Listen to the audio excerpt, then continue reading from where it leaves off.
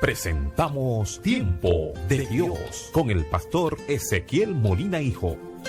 Una palabra de fe que puede transformar. Segundo libro de Crónicas, capítulo 32. Vamos a leer los versos 15, 16 y 17. Gloria al Señor. Dice la Escritura: ahora pues, no los engañe Ezequías, ni os haga errar de esta manera. No le crean, porque ningún Dios de ninguna nación ni reino ha podido librar a su pueblo de mi mano, ni la mano de mis padres. ¿Cuánto menos vuestro Dios os podrá librar de mi mano? Estas y otras cosas hablaron sus servidores contra Jehová y contra su siervo Ezequías. Además, escribió cartas en la que afrentaba a Jehová Dios de Israel y hablaba contra él diciendo: como los dioses de las naciones de otras tierras no pudieron librar a sus pueblos de mi mano, tampoco el Dios de Ezequías librará a su pueblo de mi mano. Pueden tomar asiento. La triste historia de un enemigo de Dios. La historia, aunque sea sorprendente para algunos, está llena de hombres y mujeres que se han levantado en contra de Dios y en contra del pueblo de Dios o de los servidores de Dios. Una parte de esos atrevidos, así yo lo califico, lo han hecho anclados en su ignorancia, y otros lo han hecho como expresión de su rebeldía. Hay gente que se ha convertido en enemigo de Dios porque es un perfecto ignorante, y otros porque de alguna manera se sienten incómodos con Dios, tanto por algo que haya pasado en el aspecto personal o por algún tema de la vida que ellos entienden que Dios no ha sido consecuente, no ha actuado de la manera correcta. Por ejemplo, yo he escuchado gente enojada con Dios porque ¿por qué Dios permitió que ocurriera un terremoto en tal sitio y murieran tantas personas? Hay gente que quizás está molesta porque entiende que Dios debería evitar las guerras que hoy están ocurriendo. Y dicen: ¿por qué Dios permite que pase tal guerra? Simplemente tú ignoras las cosas de Dios, cómo Dios actúa, cuál es el carácter de Dios, las consecuencias de la desobediencia de los seres humanos. Pero tristemente hay personas que toman, y yo diría que son osados, cuando anclados en su ignorancia o en su rebeldía, se rebelan contra Dios, se convierten en enemigos de Dios, y la realidad es que nunca debieron haber hecho eso. La Biblia presenta algunos ejemplos y es sorprendente que ni siquiera los cristianos de mucha experiencia hablamos con la suficiente frecuencia sobre este tema. Lo más lejos que llegamos usualmente es hablar en Semana Santa, sobre todo, de Judas. Y hablamos de la traición de Judas y decimos que no debió nunca haber hecho eso, pero nunca le dedicamos tiempo a esto. Y yo creo que dentro de los tantos deberes que tenemos como cristianos, este es uno de los temas que debemos considerar, sobre todo a los que nos ha tocado vivir en el tiempo presente. Porque creo que en este tiempo hay mucha gente con ese tipo de conducta, y para lo cual nosotros debemos tener respuesta. Y hoy he sido movido a referirme a uno de esos atrevidos. Lo hice en el año 2017 para la batalla de la fe. Y hoy vuelvo a referirme a este atrevido con la intención de que tanto los cristianos como los inconversos entiendan que Dios es real primero. ¿Cuántos saben que Dios es real? Número dos, que nuestras debilidades humanas nunca deben llevarnos a rebelarnos contra Dios. Hay momentos que vamos a decir, no entiendo lo que está pasando. Y eso sería más honesto y más prudente. Simplemente decir, yo no entiendo cómo Dios está manejando las cosas. Ahora, por fe me mantengo esperando en Él. Y número tres, que debemos tener presente que si un día nos levantamos contra Dios, y eso lo debe tener presente todo el mundo, vamos a sufrir las consecuencias. No nos saldrá gratis ese tipo de conducta. Y esto creo que es muy importante, sobre todo para los que vivimos en esta época de posmodernidad y sobre todo de gran rebeldía contra Dios. Los versos que leímos se refieren a la declaración de un importante personaje llamado Senaquerib. Senaquerib era rey del gran reino de Asiria, un reino que estaba sentado o situado cerca del río Tigris, limitado al norte por Armenia, por el monte Zagros y Media al este, Babilonia al sur y Siria y el desierto de Siria al oeste. Pero es indudable que sus fronteras no fueron siempre las mismas. Nínive vino a ser su capital. Sus ruinas se hallan hoy dentro de lo que es el territorio de Irak, que muchos conocen por la guerra del Golfo y otros conflictos bélicos que se han desarrollado en el Oriente. La primera alusión bíblica a Asiria la encontramos en Génesis capítulo 2, verso 4, donde leemos que uno de los ríos del paraíso iba al oriente de Asiria. El nombre de Asiria parece haber sido derivado de su primera capital, Asur, que ahora recibe el nombre de Caal-at-Sargad, sobre el Tigris.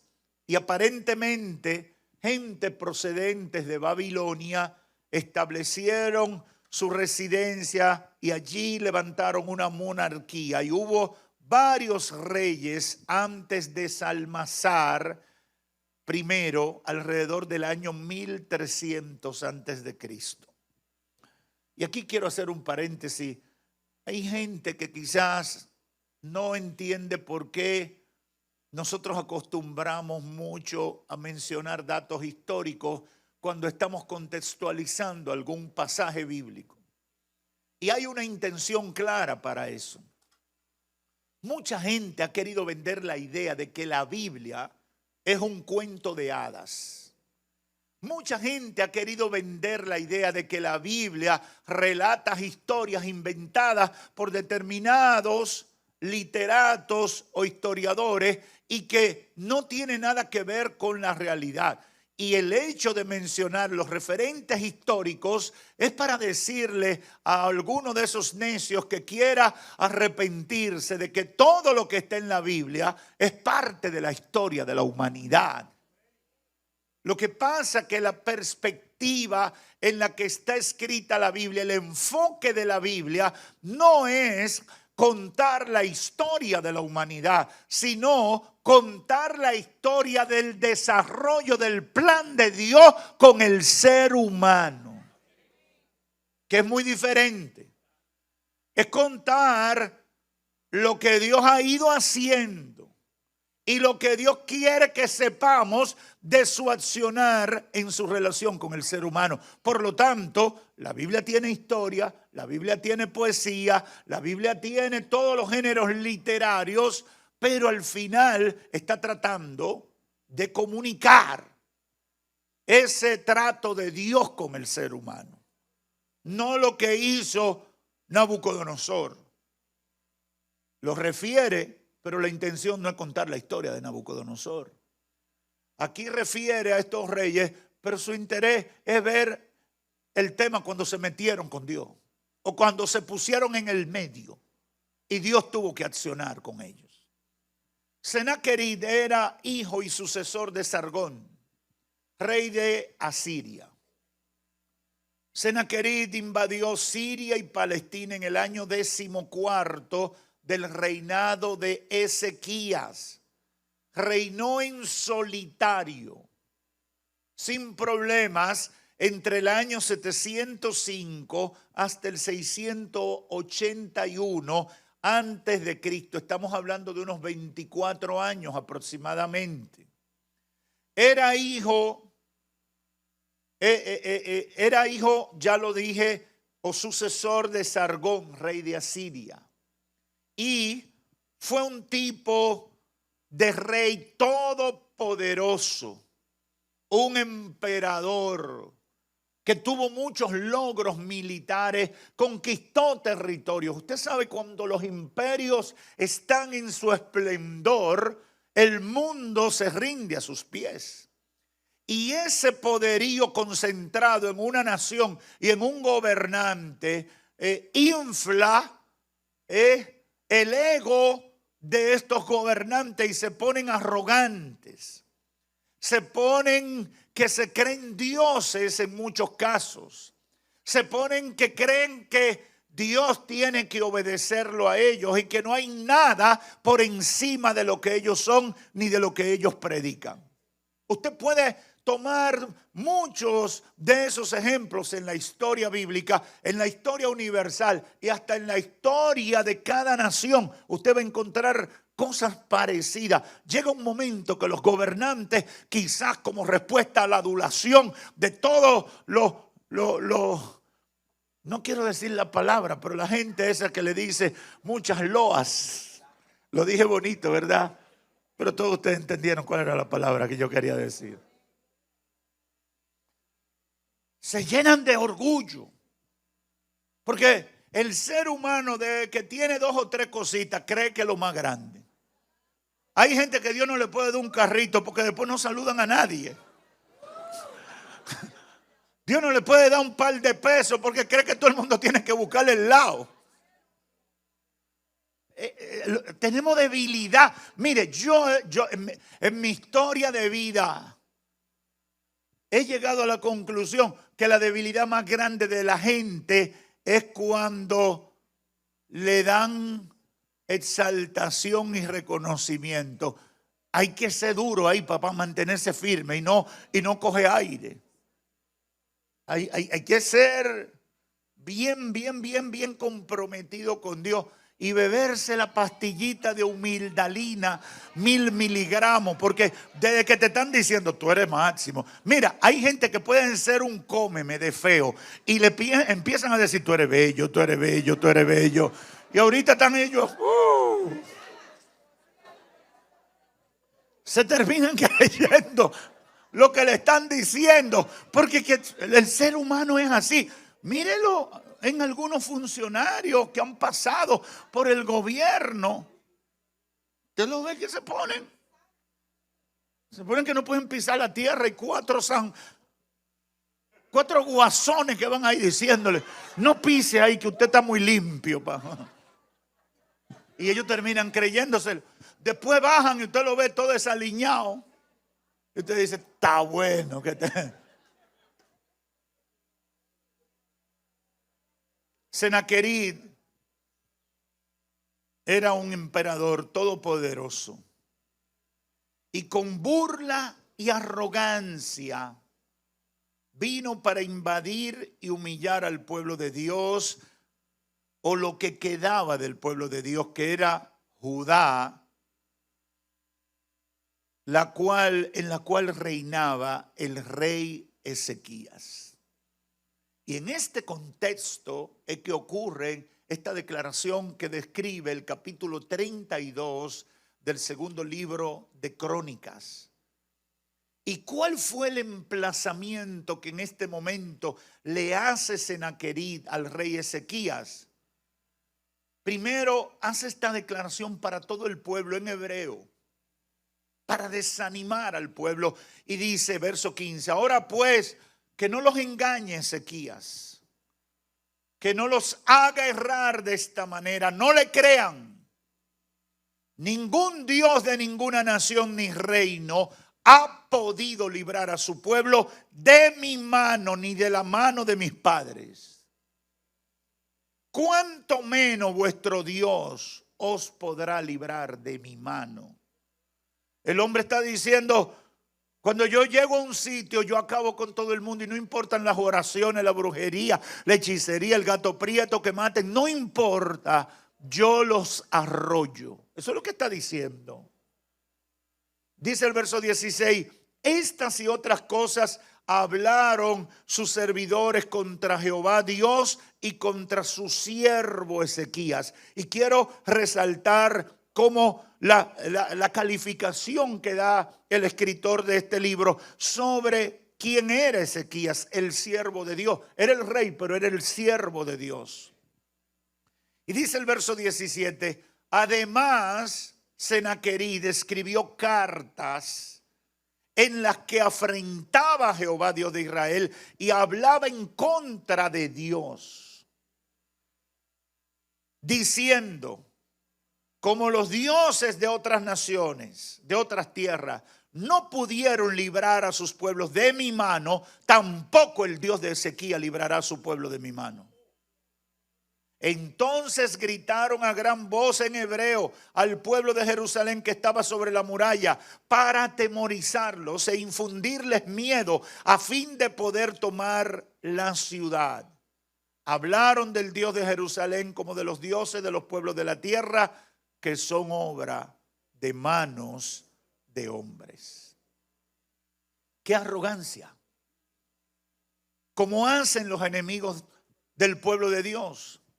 Se burló de los esfuerzos del rey Ezequías, quien en una primera instancia Ezequías se había doblegado ante Senaquerib.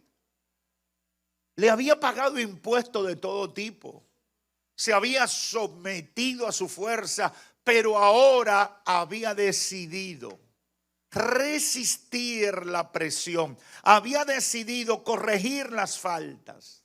Había decidido buscar la ayuda de Dios. Había decidido depender del poder de Dios y por eso llamó al profeta Isaías. Verso 20 dice, entonces el rey Ezequías y el profeta Isaías, hijo de Amós, oraron acerca de esto y clamaron al Dios de los cielos. Cuando usted busca la misma historia en lo que describe el libro de Reyes, no recuerdo ahora el capítulo, refiriéndose al mismo hecho, habla claramente de que Ezequías manda a llamar a el profeta y le dice, profeta, hay problemas. Este instrumento del diablo nos tiene asediados. Este instrumento de Satanás nos quiere destruir.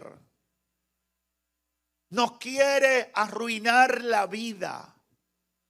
Y por eso dice este verso 20, entonces el rey Ezequías y el profeta Isaías, hijo de Amós, oraron acerca de esto y clamaron a los cielos, clamaron a Dios. ¿Qué hizo? ¿Cuál fue la reacción de Senaquerib? Se molestó y se burló de Ezequías por no someterse y decidió presionarlo hasta el máximo con insultos, burlas y palabras arrogantes.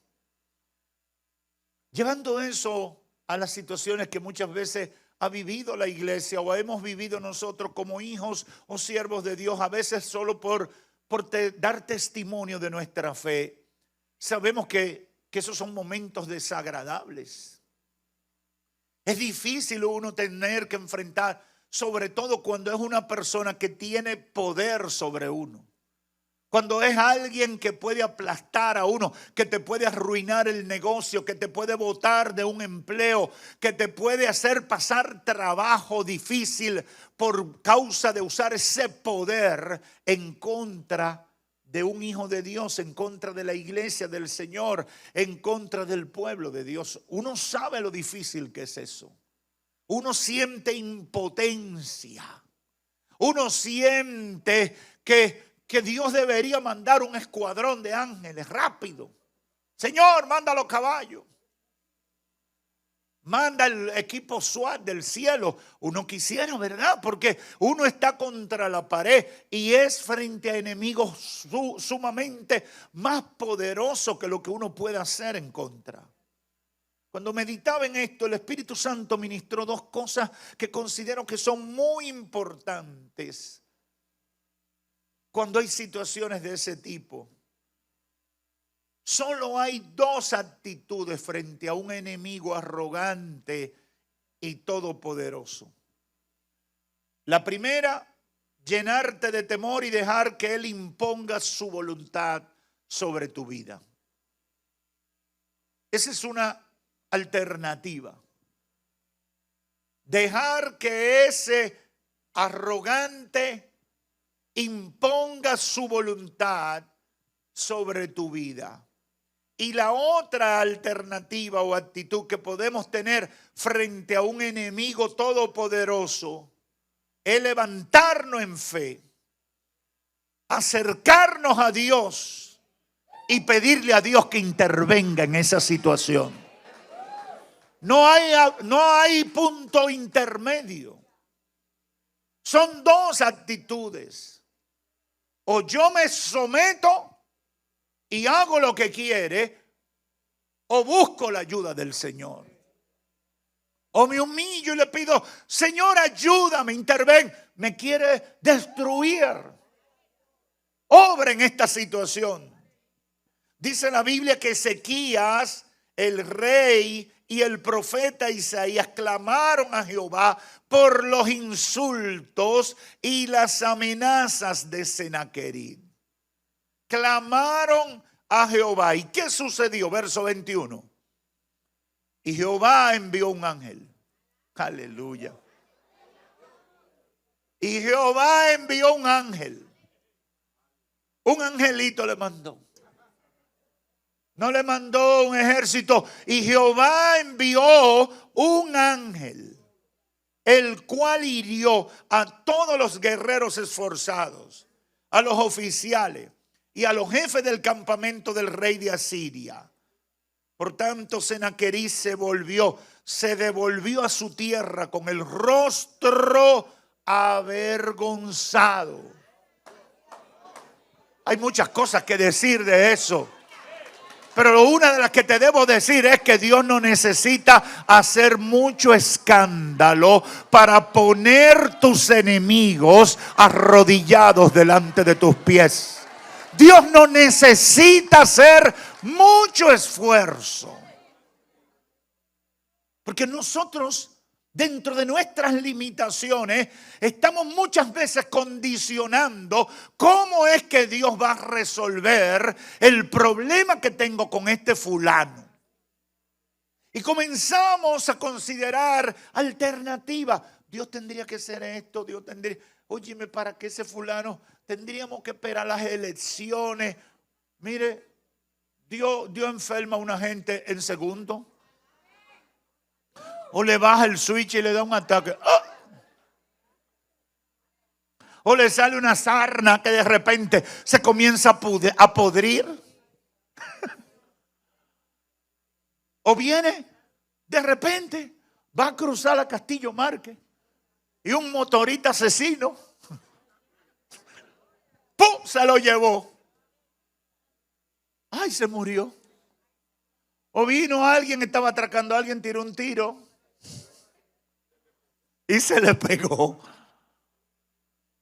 Es decir, lo que estoy tratando de comunicar es que Dios no necesita muchos elementos para resolver un problema que para nosotros es grande. Dios envió un ángel Y un ángel resolvió a Sennacherib y a todo su ejército. Yo no sé cuánto están esperando un ángel, pero Dios puede enviar un ángel. Y por grande que sea tu enemigo, Dios te puede dar la victoria en el tiempo récord que tú no te imaginas. Aleluya. Dios envió un ángel. Y para completar, cuando Sennacherib entró en el templo de su Dios, quizás fue a buscar orientación a su Dios. Entró en el templo de su Dios, dice la Biblia, algunos de sus propios hijos fueron allí, lo mataron a espada, y el todopoderoso, arrogante, habla mucho, que tenía unas horas que había asqueroseado al Dios del pueblo de Israel, terminó sin pena ni gloria su vida. ¿Cuáles fueron los errores principales de Sennacherib? Lo menciono para muchos arrogantes que quizás pueden estar escuchándonos. Número uno, se apoyó en su ignorancia y el poder que humanamente tenía para considerarse superior y que podía hacerlo todo. Hay mucha gente que cree que su poder es omnipotente. Una posición temporal en un gobierno, una posición económica, una posición privilegiada en algún escenario de la vida. Ellos creen que son todos poderosos. Y eso pasa. Eso pasa. Hoy es y mañana no es. El salmista en el Salmo 103, verso 15, dice, el hombre es como la flor del campo, que hoy está y después viene el viento y ya no está. No dice que la arranca ni que la jamaquea. No, hoy está y ya después no está. Y fulano se murió. ¿Y quién es fulano? Yo ni lo conocí. Pero el mundo giraba alrededor de esa persona. Muchas personas en este mundo, cuando llegan a posiciones de poder, cometen esos errores. Y a propósito que en estos días hubo elecciones en este país, es bueno decírselo a todo el que ganó y todo el que piensa ganar. Hay que entender que Dios es el que pone y el que quita. Y es el que da la vida.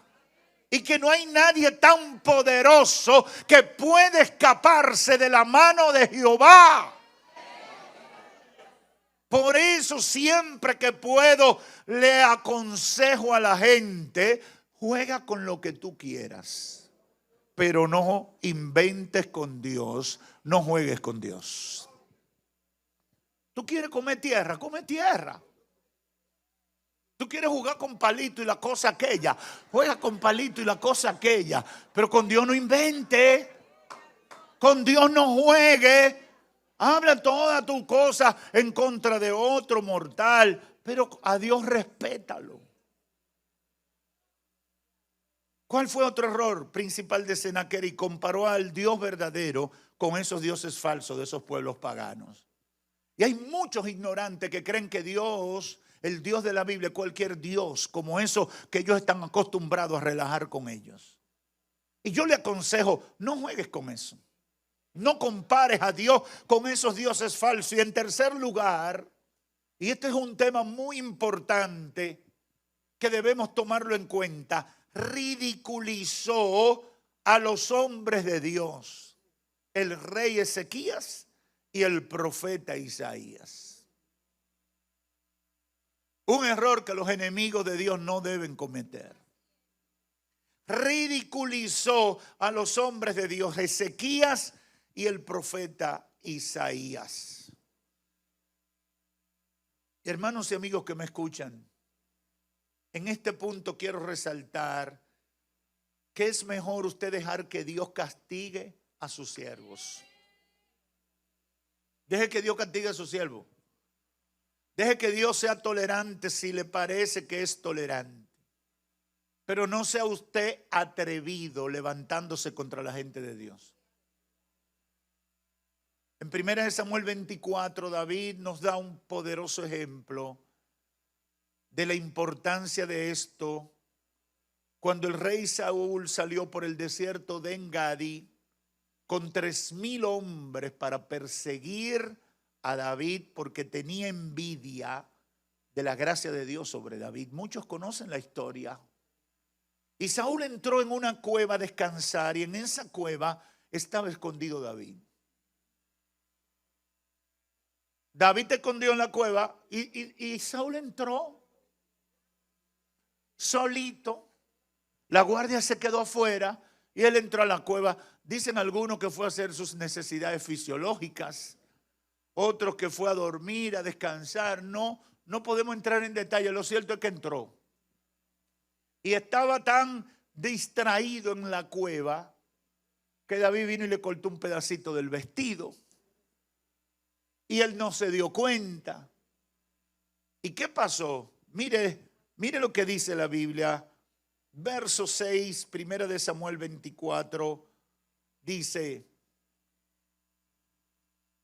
bueno, los colaboradores de David le dijeron, mira, Jehová te lo puso en la mano, arráncale la cabeza.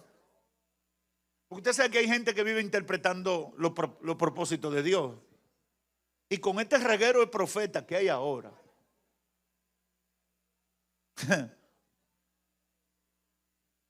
este desafuero de profetas entre comillas, yo me imagino que ahí en ese grupo habían 2 o 3 profetas. Mira, Jehová dijo, arráncale la cabeza en la cueva. ¿Y cuál fue la respuesta de David a esa invitación? Y dijo David a sus hombres, Jehová me guarde de hacer tal cosa contra mi Señor, el ungido de Jehová, que yo extienda mi mano contra él. David se está refiriendo a Saúl, porque él es el ungido de Jehová, dice David. Así reprimió David a sus hombres con palabras y no les permitió que se levantasen contra Saúl. Y Saúl, saliendo de la cueva, siguió su camino. Después David le dijo, mira, yo tenía tu cabeza en mi mano y no te maté. Ahora lo que quiero resaltar es el respeto que tiene David por un hombre que había sido ungido por Dios. Estaba desviado del camino. Había perdido la orientación espiritual. Saúl estaba mal. Saúl no estaba caminando conforme a los propósitos de Dios. Pero ni aún así David atentó contra ese hombre, teniendo la oportunidad. Y eso nos transmite a nosotros un detalle importante que no consideran regularmente los enemigos de Dios. ¿Qué es? Que yo tengo que tener cuidado para no atreverme a ridiculizar a los hombres de Dios. Porque parte de la desgracia de Senaquerib fue ridiculizar a los hombres de Dios.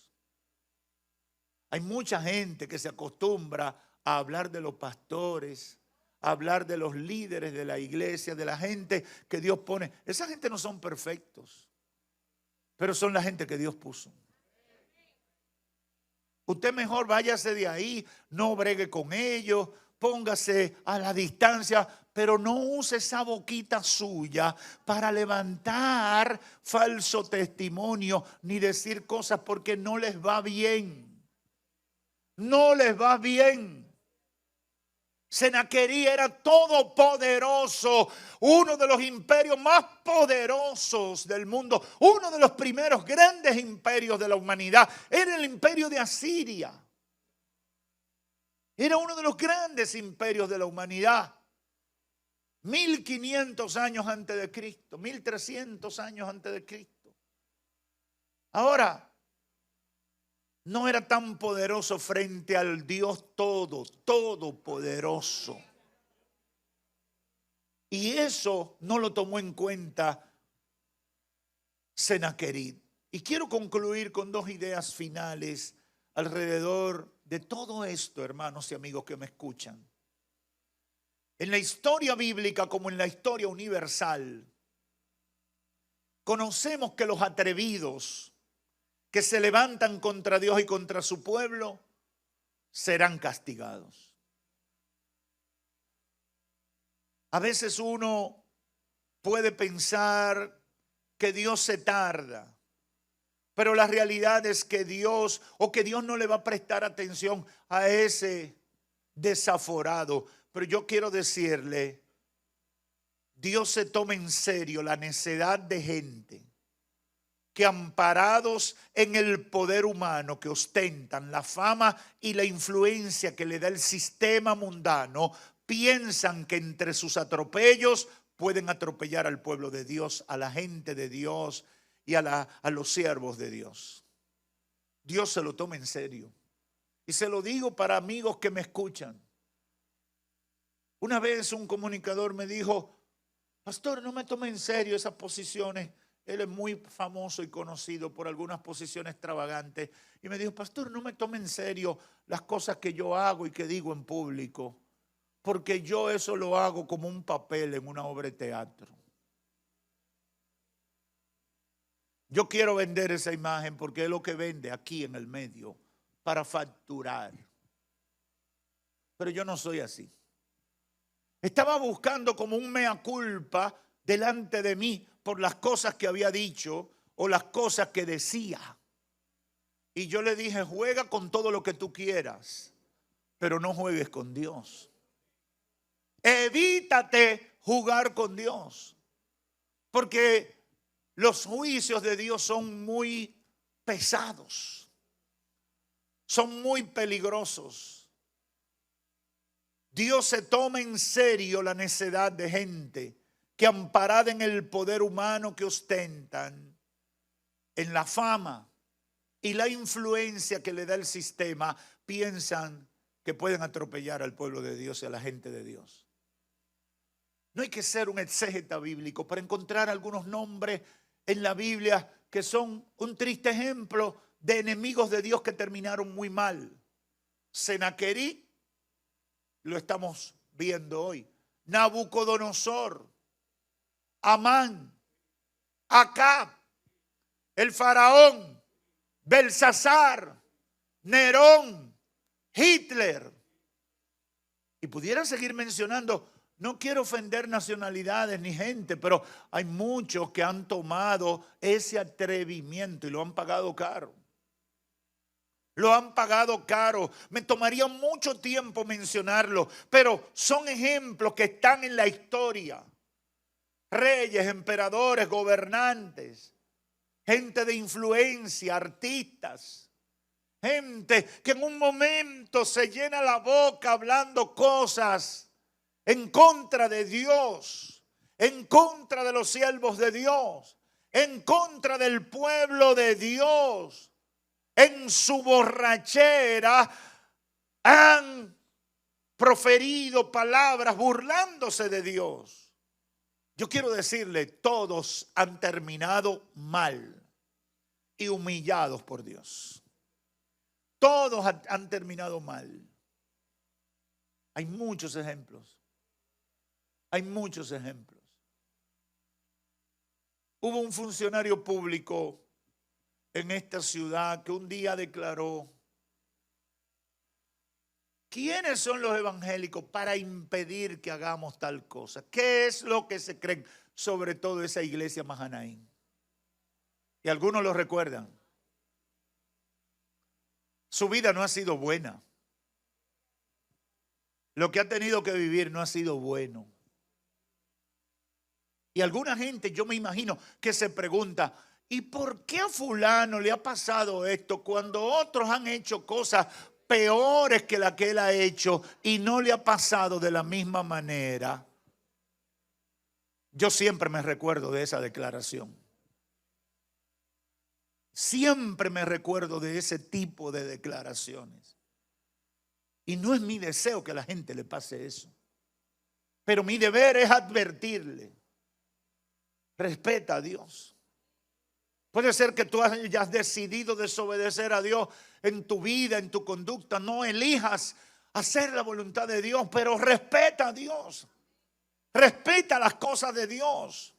Porque todos los que se han convertido en enemigos de Dios han terminado mal y serán humillados por Dios. En segundo lugar, en el mundo posmoderno hay mucha gente atrevida y llevándose del estímulo de un sistema pecador. Y por eso piensan que es divertido hablar en contra de Dios. Y que pueden burlarse de la iglesia del Señor y de los siervos de Dios. Ojo, no estoy diciendo que todo el que trabaja en la obra de Dios es honesto y respetable. No, hay gente que se da el título de pastor y son delincuentes. Hay gente que se otorga el título de profeta y son delincuentes. Hay gente que llegan a las más altas esferas de una institución religiosa y son unos corruptos. Yo no estoy desconociendo. Saúl se había metido en rojo con Dios. Saúl fue ungido por Samuel. Saúl fue un hombre que debió ser un instrumento de Dios, pero se había desviado. Y era natural pensar que Saúl se merecía que lo mataran. Era natural pensar que David, con lo que había sufrido, le arrancara la cabeza a Saúl porque tuvo la oportunidad. Era natural eso. Ahora, David sabía un principio poderoso. Ese hombre fue ungido por Dios. Y yo no me meto con esa gente. Yo respeto la jerarquía, porque lo de Dios se respeta. No te metas con Dios, ni con la gente de Dios. Deja que Dios castigue a esa gente. Hermano, hermana, no hable. Hay escándalos a veces dentro de las iglesias de gente que se vendió una cosa y después resultó ser otra. Pero usted no participe de esos comentarios. Nunca participe. Yo conozco, si yo le cuento llora. Yo sí sé cosas feas. Pero no podemos estar hablando eso. Ah, pastor, usted está encubriendo lo malo. No, yo no estoy encubriendo lo malo. Pero lo de Dios yo lo respeto, porque Dios no necesita que yo esté resolviendo esos casos por Él. Él se los resuelve solo. Dios se resuelve esos problemas solo. Ay de aquel que se levanta contra Dios. Todo el que me puede escuchar, no te unas a esa ola, que los enemigos de Dios terminan mal. Y termino con estas palabras. Lo mejor que podemos hacer es hacernos amigos de Dios. Lo mejor que podemos hacer es acercarnos a Dios y convertirnos en sus amigos, no en su enemigo. Aunque encontremos muchos atrevidos hablando sandeces, les recomiendo a todos los amigos que me escuchan aquí y a la distancia, háganse amigos de Dios. Conviértanse a Cristo Jesús. Santiago 4:4 dice: oh almas adúlteras, ¿no sabéis que la amistad del mundo es enemistad contra Dios? Oiga bien eso. ¿No sabéis que la amistad del mundo es enemistad contra Dios?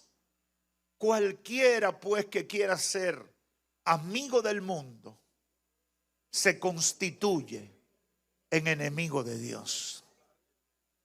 Todos los amigos que nos escuchan hoy tienen una gran oportunidad de comenzar a ser amigos de Dios. Termino con las palabras de Cristo en San Juan, capítulo 15, verso 13 al 15, cuando declaró: nadie tiene mayor amor que este, que uno ponga su vida por sus amigos.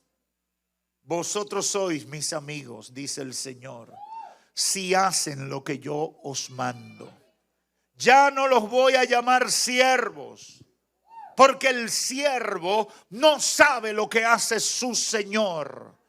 Pero os he llamado amigos, porque todas las cosas que oí de mi Padre os las he dado a conocer. ¿Cuántos de los que están aquí se declaran amigos de Dios? Yo quisiera que así fuera todo el mundo. Trata de ser amigo de Dios, porque lo otro es un mal negocio. Que Dios te bendiga. Padre, gracias. He dado tu palabra. Séllala en los corazones y en las mentes de todo el mundo que la ha podido escuchar y la escuchará. En el nombre de Jesús declaramos que será para bendición.